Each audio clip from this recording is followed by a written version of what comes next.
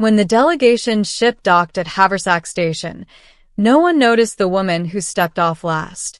That was intentional. Haversack was a neutral trade hub at the edge of known space, a place where species with incompatible atmospheres, cultures, and grudges tolerated each other because credits were universal. Loud holograms flashed cargo bids, grav lifts hummed constantly, and 1,000 languages overlapped into a background roar. If you wanted to disappear, this was the place to do it. The woman wore a translator veil and a heavy cloak that distorted her silhouette. Her gait suggested weakness, maybe injury. The port sensors tagged her as non-threatening and promptly ignored her. I only noticed because I was leaning against a cargo crate, waiting for my payment to clear, and she locked eyes with me. Her pupils dilated. Her breath hitched. And she almost fell. I caught her by instinct.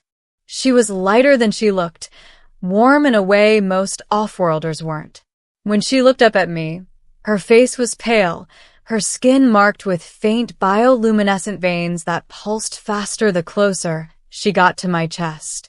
"You," she whispered through the veil. Great, I thought. Another tourist with a human fetish. "Easy," I said. "You okay?" Her hands clenched in my jacket, like she was drowning. "I need you," she said, voice trembling. "Please. If you are human, I need you." Around us, a pair of Kale traders glanced over, amused. Humans had a reputation in galactic space: adaptable, stubborn, dangerous in small numbers, and inexplicably attractive to species that evolved on calmer worlds. I gently tried to pry her fingers loose. "Look," I said quietly, "I don't do rescues anymore." Her answer wasn't flirtation. It was desperation so raw it cut through the noise of the station. "They are dying," she said. "All of them. And you are the only species left that might survive what we have become." That made me pause. "My name is Elias Ward," I said. "And if you're about to ask me to save a civilization, you should probably start at the beginning." She called herself Sae'len of the Ithari Concord.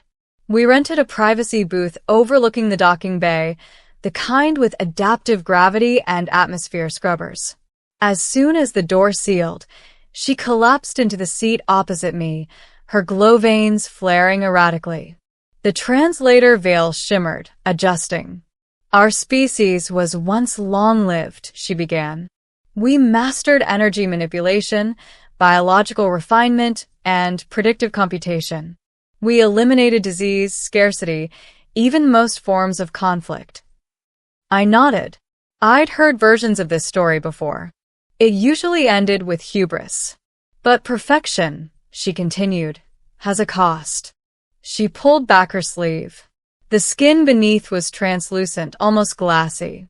Beneath it, her cells shimmered with structured light. "We rewrote ourselves," she said. "Optimized every process. Thought faster.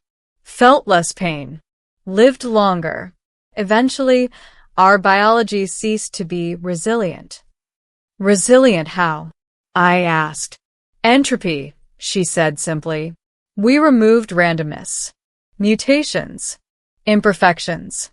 Our cells now require constant harmonic alignment.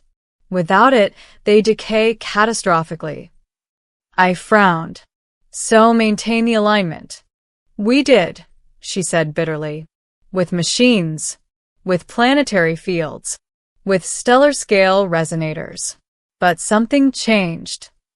Her eyes met mine again, and this time I saw fear that had nothing to do with me. "The universe is loud," she said. "There is background chaos we never noticed before. Gravitational noise, quantum drift, dark energy fluctuations, minor for most species, fatal for us." I leaned back. "Let me guess. Your tech can't compensate anymore." "It can," she said, "but only by isolating us completely. No travel, no expansion, no interaction. A static existence until our stars die." And you don't like that option. Her lips trembled. We are explorers, artists, lovers of motion. A static eternity is a slow death. I waited. There was always more. So we searched for an external stabilizer, she said. A biological system that thrives amid chaos. One that incorporates randomness instead of eliminating it. She swallowed. We found humans. I laughed once, short and humorless. You're telling me you crossed half the galaxy because we're messy? Yes, she said softly. And because you survive things that should kill you. That part was fair. The Concord's proposal, once translated out of diplomatic language, was horrifying in its simplicity. They wanted to bond. Not culturally. Biologically. Human cells, it turned out, were uniquely tolerant of noise. Our DNA repair mechanisms were sloppy, but effective. Our immune systems overreacted, adapted, and remembered. Our brains functioned despite constant chemical imbalance and sensory overload. Where the Ithari optimized for harmony, humans optimized for survival. Sae'len projected images into the air. Hybrid cellular models, theoretical constructs. By introducing human genetic variability into our reproductive cycle, she said, we can reintroduce controlled imperfection. Enough randomness to dampen entropy without destroying our identity. I stared at the floating helix. You're talking about interspecies reproduction. Yes. And you're desperate for a human because... Her glow dimmed. Because the window is closing. Our fertility cycles are rare, and mine has already begun. If I return without a bond, I will not have another chance. The words hung between us. You could ask volunteers, I said slowly. Plenty of humans would jump at the chance to. They tried, she interrupted. Most humans are incompatible. Some reject the bond violently. Some die. Some destabilize us further. She looked at me again, and this time there was something clinical in her gaze. You are different, she said. I raised an eyebrow. That's never good news. You survived the Karth collapse, she said. Exposure to exotic radiation, temporal shear, and vacuum trauma. Your genetic profile shows extreme adaptability. You should not be alive.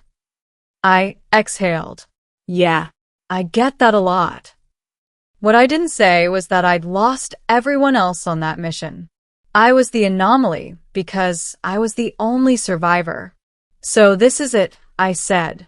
You need me to save your species by having a kid with you. Her voice cracked.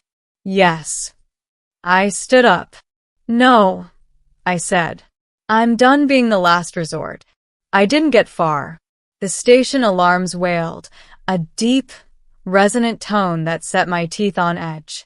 Artificial gravity fluctuated. Outside the booth, docked ships rocked against their clamps. What did you do? I demanded. Nothing, Sae'len said, standing unsteadily. This isn't us. The air shimmered, and the lights dimmed as Haversack's shield grid flared to full power. A voice echoed through the station in a dozen languages at once. Warning. Extra-dimensional phenomenon detected. I felt it then. A pressure behind my eyes, like the universe was leaning closer to listen. Sae'len gasped, clutching her chest. Her glow veins spiked violently, flashing erratic patterns. It's the noise, she whispered. It's worse here. The station's mass, the traffic, it amplifies it. I caught her as she sagged. You're destabilizing. Yes, she said weakly. And if I die here, my people will know there is no solution. Something snapped in me then. Not heroism. Not duty. Spite.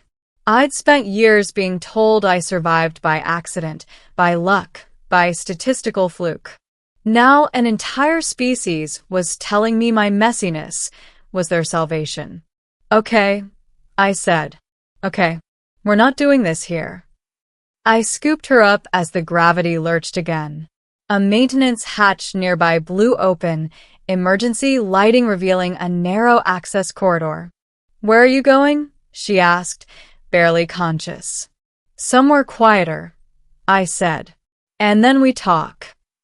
We escaped the station in my ship, the Wayward Son, an old human-built freighter retrofitted with more shielding than was strictly legal.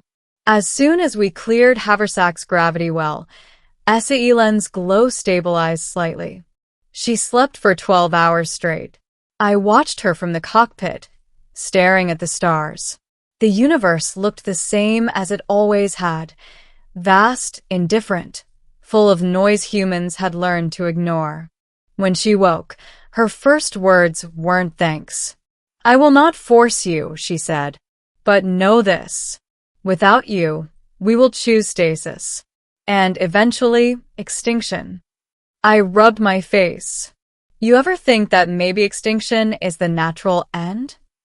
"Yes," she said calmly, "but we are not ready to accept it." I studied her.